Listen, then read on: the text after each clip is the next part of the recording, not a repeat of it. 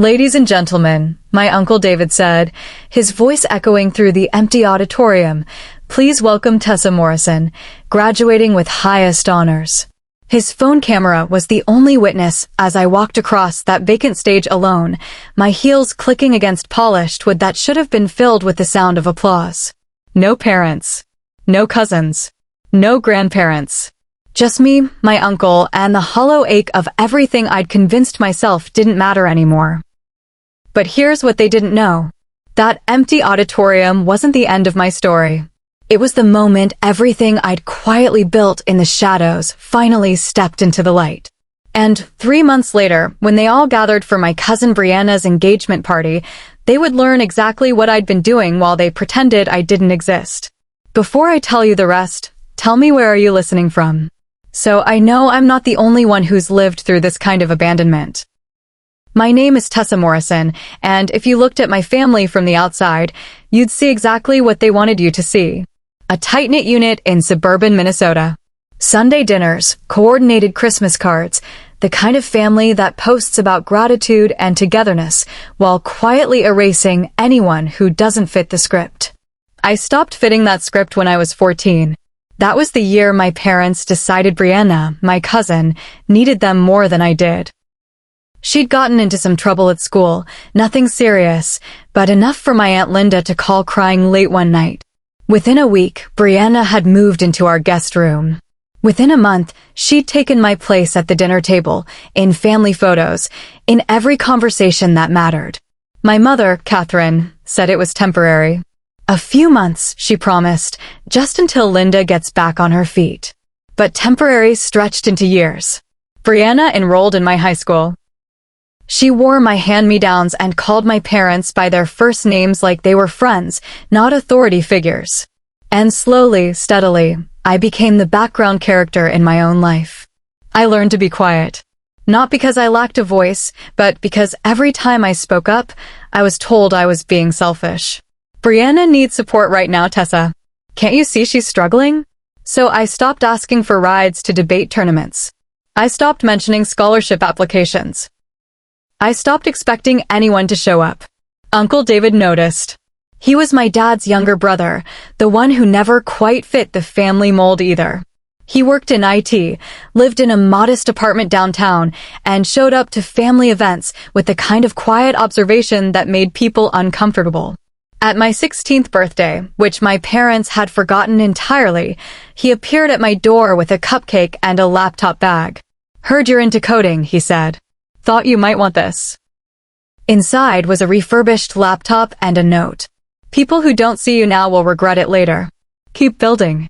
He was the only one who ever asked what I was working on. The only one who didn't treat my ambitions like hobbies I'd outgrow. By the time I turned 18, I'd taught myself 3 programming languages, built 2 apps that gained modest traction, and secured a full scholarship to a university 3 states away. I told my parents at dinner one night, sliding the acceptance letter across the table. My mother glanced at it, smiled vaguely, and turned back to Brianna. "That's nice, Tessa. Brianna, tell us about the art program you're applying to." That was the moment I understood. I would never be seen in this house. Not as long as Brianna occupied the space I used to hold. So I stopped trying. I focused on my work, my future, my escape. And when graduation approached, I didn't expect them to care. I just didn't expect them to be so blatant about it. The week before graduation, my mother asked what time the ceremony started. For a brief, stupid moment, I let myself hope. 2 o'clock, I said. At the Civic Center. She nodded, writing it down on the family calendar beside Brianna's dentist appointment and my father's golf game. But the morning of graduation, I woke to an empty house. No note, no text, just silence. I called my mother. It rang 4 times before she answered, her voice distracted. "Tessa? What's wrong? Are you coming to graduation?" A pause. Then, "Oh honey, Brianna's portfolio review got moved to today. It's a huge opportunity for her. You understand, right? We'll celebrate when we get home." My father's voice murmured something in the background. My mother added, "Your dad has that client meeting. But we're so proud of you, sweetheart. Take lots of pictures." I stood in my cap and gown in the middle of our kitchen, staring at the phone in my hand. Take lots of pictures. As if photographs could fill the auditorium seats. As if pixels could clap. I didn't cry. I'd run out of tears for them years ago. Instead, I texted Uncle David. They're not coming. His response was immediate.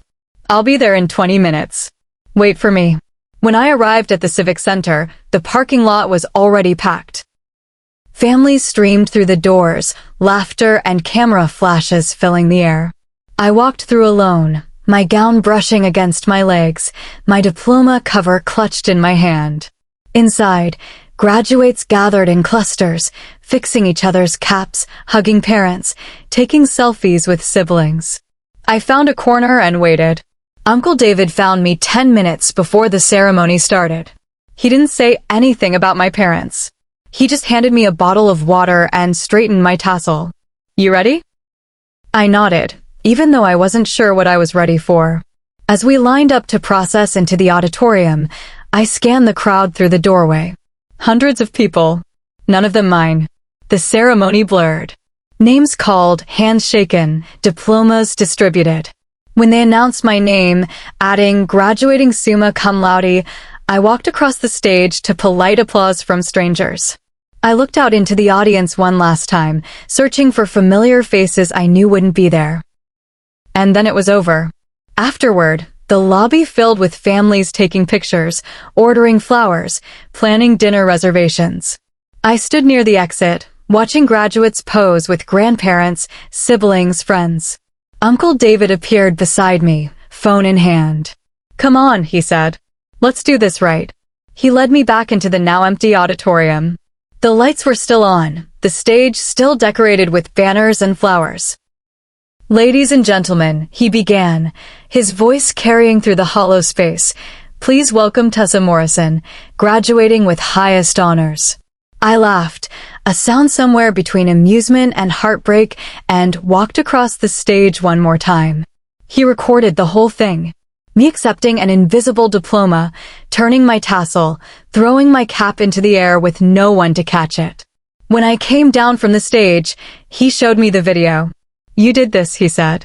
Not them. You. Don't ever forget that. I hugged him then, tighter than I'd hugged anyone in years. And standing in that empty auditorium, I made myself a promise. I would never again wait for people who didn't show up. I would never again shrink myself to make room for someone else's priorities. I was done being invisible. That night, I drove back to an empty house. My parents had left a card on the kitchen counter, generic and unsigned. Brianna's portfolio prints were spread across the dining table, evidence of the day that mattered more than mine. I took the card, placed it in the recycling bin, and went to my room. I didn't post about graduation. I didn't share the video Uncle David took. I simply opened my laptop and kept working on the project I'd been building for months. A platform I hadn't told anyone about. A vision I'd nurtured alone. Because if they weren't going to witness my success, I'd make sure success was impossible to ignore. The summer after graduation passed in strange, quiet isolation. I moved into a tiny apartment near campus with money I'd saved from freelance coding work and a small grant from the university. My parents helped me move, but only because Uncle David shamed them into it. The entire drive, my mother talked about Brianna's upcoming semester, her new boyfriend, her promising internship. I unpacked in silence. University was different. People saw me there, not as the disappointing daughter or the overshadowed cousin, but as Tessa, the girl who could debug code faster than most seniors, who asked sharp questions in lectures, who worked late in the computer lab perfecting projects no one assigned. I found my people small, odd, brilliant. We spoke in loops and logic, and for the first time, I felt like I was exactly where I belonged. But back home, nothing changed. Family dinners happened without me. Holidays were planned around Brianna's schedule. My parents sent occasional texts, short and obligatory, as if I were a distant relative they barely remembered. And honestly, I stopped minding. The distance gave me clarity, space to build something they'd never understand. By my junior year, the project I'd been quietly developing started gaining traction. It was an app designed to connect freelance developers with small businesses, streamlining contracts, payments, and project management. Nothing flashy, just functional, elegant, necessary. I beta tested it with a small group, refined it obsessively, and by the end of the year, launched it publicly. Within 6 months, it had 10,000 users. Within a year, 50,000. Revenues started trickling in, then flowing, then pouring. I hired a small team, rented office space, and kept my head down. I didn't tell my family. Why would I? They'd never asked. Uncle David knew, of course. He was the first investor, the first believer. "You're building something real," he told me over coffee one afternoon. "Don't let anyone make you feel small for it." I didn't plan to, but I also didn't plan to flaunt it. Success, I'd learned, didn't need an audience. It just needed to exist. Then came the invitation. Brianna's engagement party. My mother called, her voice bright with forced enthusiasm. "We're having a big celebration at the country club. The whole family will be there. You'll come, right?" I hesitated. "I'll think about it." "Tessa, please." It would mean so much to Brianna. "She's been asking about you." That last part was a lie. Brianna hadn't asked about me in years. But something in me, maybe curiosity, maybe closure, made me say yes. The week before the party, I received an email from a major tech publication. They wanted to feature my app in their annual roundup of emerging platforms. The article went live 2 days before Brianna's party, complete with my name, my photo, and a detailed breakdown of the app's success and projected growth. I didn't share it. I didn't need to. The internet did that for me. The night of the party, I dressed carefully. Not overdone, just polished. Professional. I arrived at the country club alone, walking through doors I'd once only seen in my family's social media posts. The ballroom was decorated in blush and gold, filled with people I barely recognized. My parents stood near the bar, laughing with relatives I hadn't seen in years. Brianna held court in the center, her ring catching the light as she gestured dramatically. No one noticed me at first. I found Uncle David near the back, nursing a drink. "You came," he said, surprised. "Wouldn't miss it," I replied. He studied my face. "You're up to something." I smiled. "Just observing." The evening unfolded predictably. Toasts, laughter, stories about Brianna's accomplishments. My mother mentioned me once, in passing, as our other daughter. "She's doing well, I think." I didn't correct her. Then, during dessert, my cousin Eric approached me. He worked in marketing, always glued to industry news. "Tessa? I thought that was you in the article. The app, that's yours?" I nodded. His eyes widened. "That's incredible. Do you know how many people are talking about it?" Before I could answer, another cousin overheard. Then another. And suddenly, a small crowd had gathered, asking questions, pulling out phones, reading the article aloud. My mother appeared, confused. "What article?" Eric handed her his phone. I watched her face shift, recognition, shock, disbelief. She looked at me as if seeing me for the first time. "Tessa, is this real?" "Very real," I said quietly. My father joined her, reading over her shoulder. Brianna drifted closer, her smile faltering. "What's going on?" "Your cousin," someone announced, "just got featured in Tech Innovator magazine. Her app has like 50,000 users. She's kind of a big deal." The room went silent. Not the kind of silence that holds space for celebration. The kind that exposes every ignored moment, every dismissed achievement, every time they chose someone else over me. Brianna forced a laugh. "Wow, Tessa. Why didn't you tell anyone?" I met her eyes, steady and unflinching. "I did. You just weren't listening." My mother reached for my arm. "Sweetheart, we had no idea. You never asked." My father cleared his throat. "We should talk about this. Privately." "No," I said. "We shouldn't. This isn't about you." It never was.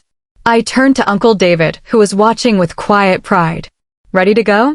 He nodded. As we walked toward the exit, my mother called after me. "Tessa, wait. Please." I stopped, not because I owed her anything, but because I wanted her to see me. Fully. Finally. You missed my graduation, I said. You missed every tournament, every award, every moment I needed you. And now you want to celebrate me because other people are. She opened her mouth, but no words came. I continued. I'm not angry anymore. I'm just done waiting for you to see me. I built this without you. I'll keep building without you. And with that, I walked out of the country club, Uncle David beside me, leaving behind the family that never made room for me. Outside, the night air was cool and clear. I felt lighter than I had in years. Not because I'd proven them wrong, but because I'd finally stopped needing them to be right about me. 3 months have passed since that party. My app continues to grow. I've been invited to speak at conferences, featured in more articles, approached by investors. My parents have reached out, awkward apologies mixed with requests to reconnect. I haven't responded. Not out of spite, but because some distances are necessary for healing. Uncle David and I talk every week. He's still my biggest supporter, the one person who saw me when I was invisible to everyone else. Looking back, that empty auditorium wasn't a tragedy. It was a turning point. The moment I stopped performing for people who would never applaud. The moment I chose myself. If this story resonates with you, if you've ever been overlooked, dismissed, or erased by people who should have seen you, know this. Your worth isn't determined by who shows up. It's determined by what you build when no one's watching. Share your thoughts in the comments, and subscribe for more stories about finding strength in the spaces others leave empty. Sometimes the best revenge isn't proving them wrong. It's becoming so completely yourself that their opinions become irrelevant.